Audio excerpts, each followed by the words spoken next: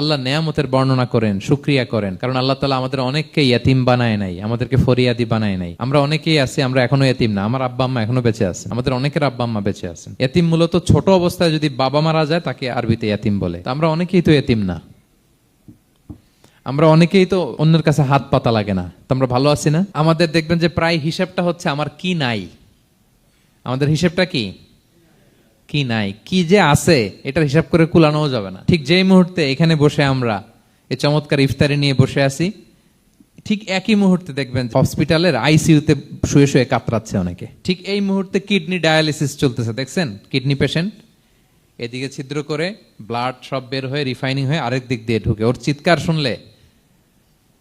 Burn ইউনিটে গেছেন কখনো?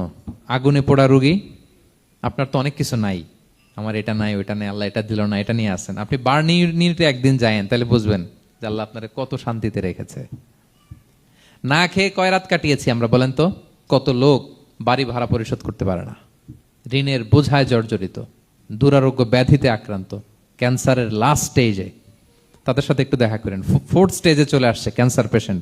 তার চেহারা, তার খাবার, তার চলাফেরা, কিভাবে তার প্রতিটা সেকেন্ড কাটে, একটু দেখে আসবেন, তাইলে বুঝবেন যে কত আল্লাহর দেয়া নেয়ামতের সাগরে হাবুডুবু খাই আমরা।